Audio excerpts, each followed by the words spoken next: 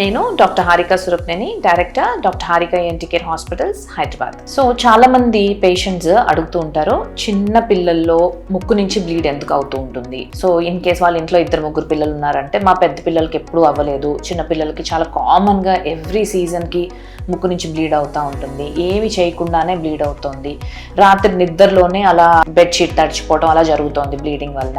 ఎందువల్ల ఇలా జరుగుతుంది, ఏమన్నా బ్రెయిన్లో నుంచి బ్లడ్ వస్తుందా అని చాలా మంది కంగారు పడుతూ అడుగుతూ ఉంటారు. సో పిల్లల్లో చాలా కామన్గా ముక్కు నుంచి బ్లీడ్ అవ్వడానికి కారణం ఏంటి అంటే, ముక్కు లోపల ఫస్ట్ వాస్క్యులారిటీ అనేది చాలా ఎక్కువ ఉంటుంది. అంటే బ్లడ్ సప్లై మన ముక్కు లోపల ఉన్న ఆ శ్లేష్మ పొరకి కొంచెం ఎక్కువగా ఉంటుంది అనమాట.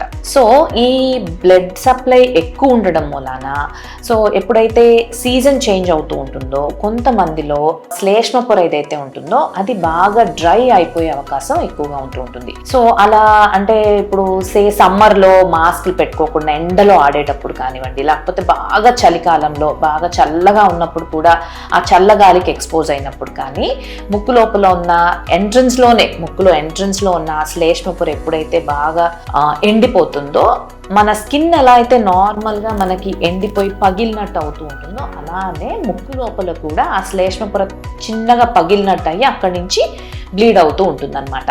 అలానే చిన్నపిల్లల్లో చాలా కామన్గా ఏం చేస్తూ ఉంటారంటే, మనకు తెలియకుండా వాళ్ళకి టైం పాస్ అవ్వకో ఇంకోటో ముక్కు లోపల వేలు పెడుతూ ఉంటారు, నోస్ పికింగ్ అంటామన్నమాట. సో ఈ ముక్కులో వేలు పెట్టి ఎక్కువ మెడల్ చేయటం వల్ల కూడా చాలా కామన్గా మనం పిల్లల్లో ఈ బ్లీడింగ్ అనేది చూస్తూ ఉంటాం. అది యాంటీరియర్ మోస్ట్ పార్ట్, అంటే ముందుకున్న శ్లేష్మ పొర నుంచే వస్తూ ఉంటుంది ఆ బ్లీడింగ్ అనేది. ఎక్కడో లోపల నుంచి లేకపోతే బ్రెయిన్ నుంచి ఎక్కడి నుంచో వస్తుంది అని కంగారు పడాల్సిన అవసరం లేదు.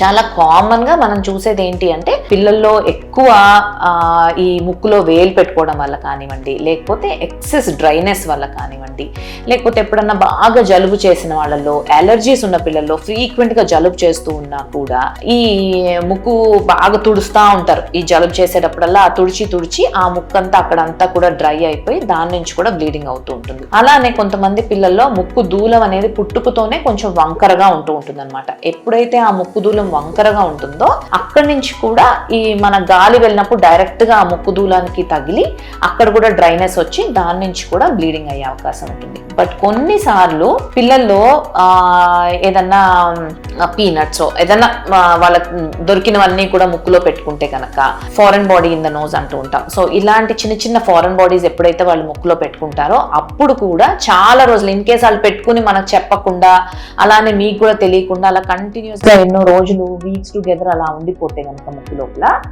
దాని నుంచి పచ్చగా బ్లడ్ స్టెయిన్ డిశ్చార్జ్ వస్తూ ఉంటుంది. సో అలాంటప్పుడు మాత్రం దాన్ని నెగ్లెక్ట్ చేయకుండా కంపల్సరీగా ENT డాక్టర్ దగ్గర తీసుకెళ్ళాలి. ఇన్ కేస్ లోపల ఏమైనా ఫారెన్ బాడీ ఉందా, లేకపోతే అది ఓన్లీ డ్రైనెస్ వల్ల వస్తుందా, బ్లీడింగ్ దేని వల్ల వస్తుంది అనేది చెక్ చేసి దానికి అకార్డింగ్లీ మందులు ఇస్తూ ఉంటారు అనమాట.